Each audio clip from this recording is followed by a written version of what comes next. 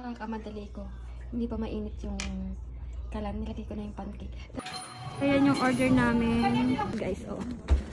Daming ice.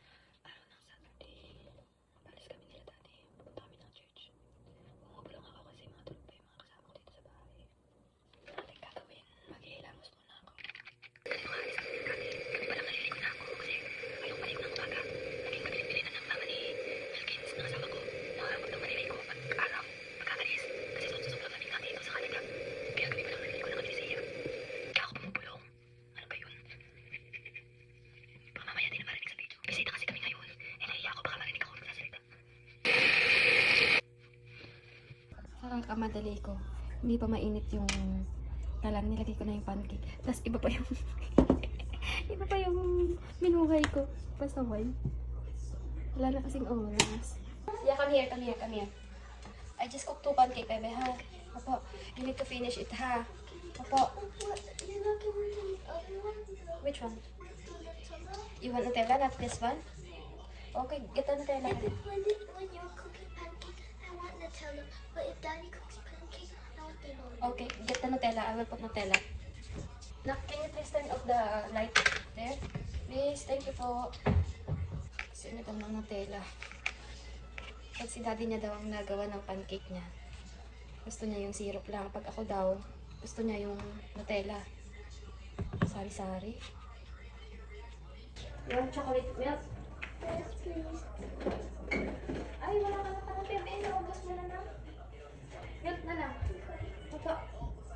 Just prepare myself, okay? We're going to church today, right? Dito na ako sa kwarto nag-ayos kasi mamaya may kasama kami sa sasakyan. So, hindi na ako makakapag-ayos. Tapos, hindi na rin ako nagluto ng breakfast namin. Kasi wala na talagang oras. Siya na lang yung nilutuan ko kanina. So, ayan, yung aking buhok. Medyo inayos-ayos lang natin ng konti. Alam niyo bang pag sa ano lang, pag samba lang ako nakakapag-ayos ng sarili ko. Yun lang yung araw na umaalis kasi kami ng bahay. Kaya ngayon lang ako nag-aayos. Dito na kami sa church. Tingnan mo naman guys yung daan. Tingnan mo yung daan. Tingnan mo yung daan guys, oh.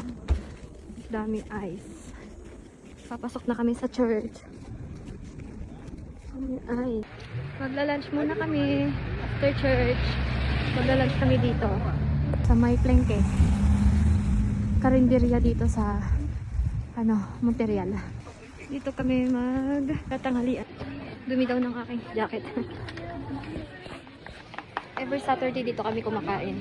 Kasi mura lang siya. Bebe, can you hold my phone na? Daddy, anong orderin mo? Hindi ko maman siya sa order. Ayan no, masarap din na no. Opo, please. Ayan yung order namin.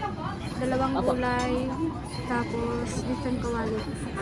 $14 lang itong 2 gulay. Tapos ito, $20. Dami, di ba? Tapos na kami kumain, babalik ulit kami ng church. Kasi si Sia naman ang sasamba. Right, Sia? We're going to church? Kids church? Opo. So, ayun lang guys. Sobrang lamig. Dali. Babalik ulit kami ng church. Sasamba si Sia.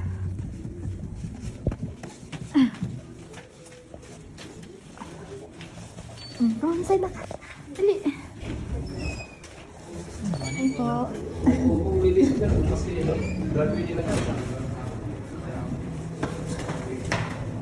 Yung mga bata, oh. Kahit grabe na yung snow, may mga naglalaro pa din. Pag si Sia yan, tuwang-tuwa pa. Daddy. Pagkahatid namin kay Sia, mag-grocery muna kami. Habang inaantay siya. Kasi mga 45 minutes yun na nasa church siya. Tapos after namin mag-grocery, susunduin namin ulit si Sia. Hindi makahanap ng parking si Daddy. Puno ng parking.